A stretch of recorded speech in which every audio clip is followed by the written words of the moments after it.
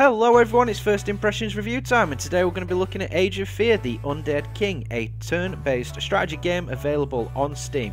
This game has a very simple combat system, and it also includes a management screen for your troops, where you can pick and upgrade your troops before battle. There are a couple of issues with this game, and there is a difficulty setting, however it's based on randomization, which I will talk about more when we get into the game. So first impressions on this game. Until certain points, the game was actually okay. The majority of the lore is text-based, and you have two campaigns that you can start with. 3 difficulty levels: Novice, Experienced, and Veteran. However, you'll come apparent very soon that there is a lot of bugs with this. After completing missions, your screen goes all messy. This is on full screen mode, and what it's doing here is when a pop-up comes up, it seems to duplicate the screen. As you can see there, it does go away, and it's not a showstopper. And here we go again. I'll show you the same thing as well. I'm on the main menu screen, and I think it's something to do with the interface with Steam. As you can see, I wanted an option there, and for some reason it duplicated the screen again. But apart from these minor bugs, the actual gameplay itself is solid. So in terms of the actual gameplay, for each mission that you start, you get a screen where you can select your troops and what experience you want to apply to those troops. So this is mission 5, I think. Currently I've unlocked the foot soldiers, archers, and other troops. And what you do with these is you kind of like control them. So this is where you can click evolve, and you can provide upgrades to troops based on their experience. If they survive the previous battle, they'll get some XP, and you can rank them up or give them more attack power, defense, etc. And you can do that with your main army guy as well as your troops that you are commanding. One of the things to be wary of is for each battle, if your main troop dies, so in this campaign Edward, that is game over. You will need to reload. However, the autosave feature behind this is pretty good. Every single turn has an autosave. This may get a bit annoying if you're playing the game for a while and you decide to go back a bit. The file saves aren't very clear for you in terms of the autosaving, but each instance is set up correctly, so you can pick it. This is the actual gameplay itself. So the way it starts is you have your army normally on the bottom or in the middle of the map, and then you have an army to destroy. Now this is using a isometric view and using the hex-based system, very similar to old-fashioned games like Heroes of Might and Magic, for example. Absolutely love that game. One of the main things that you might notice here is the graphics aren't that good. However, in terms of the actual play style and this part of the gameplay and the way that the artificial intelligence works, it's pretty sound. Now, about the difficulties.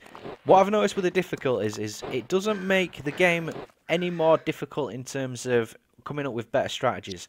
What it does is it decreases the opportunity that you have in terms of hitting your enemy.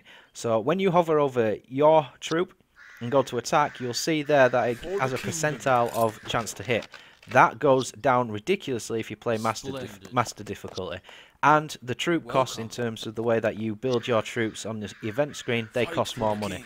So the thing that I don't like about that is it's randomized. You know, you've got a chance system in place. It's not down to actual skill level, it's chance based, which I'm not a fan of chance based stuff. I like to put it on the hardest difficulty expecting a challenge, not something that is based entirely on luck. So that is the problem that I've got with the difficulty. The other problems that I had is obviously the bugs with the game. One other issue I had is I minimized the game to go off and do something on my computer. I tried to bring the game back up again and it just froze. So I killed it at Task Manager, but the music was still playing. I had to restart my computer, so there are some obvious bugs there. And in terms of the product itself, apparently it's finished.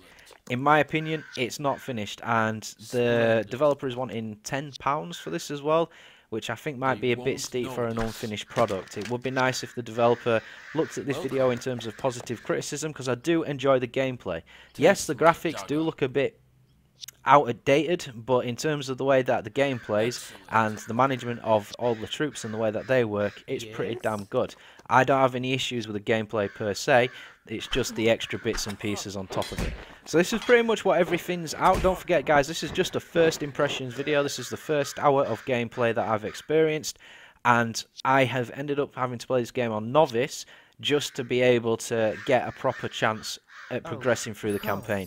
Trying to do it on veteran, it's just going to be a save before attacking and reload. That's the way that you're going to work it. That to me sounds not a proper way of setting up difficulties. If you miss your attack, reload the game, do it again until you do get your attack, save it, then do your attacks again, reload the game. That's the way to beat Master, which in my opinion is not the best way to try extra difficulties.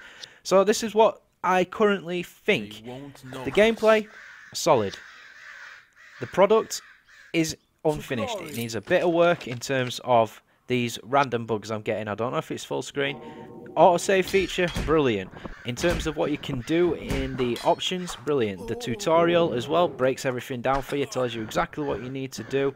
That again is brilliant. The game as a whole, I'd probably say, if I were going to rate it out of 10, I'd probably say around a 5 or a 6. Work needs to be done, but the actual core complexity behind the game is solid. I'm looking forward to getting through to the end. I am enjoying the fact that every time I complete a mission, I unlock more items and I have the ability to select more troops and then plan out and follow through with the campaign. Also, if I do get time as well, I will want to have a look at the other campaign as well, so hopefully I can do that. What you saw me doing there is I have unlocked a monk, and this monk has the ability to heal your troops as well as make the chance on attack higher as well. So like I said, all these troops coming out, looking forward to seeing what else this game has to offer.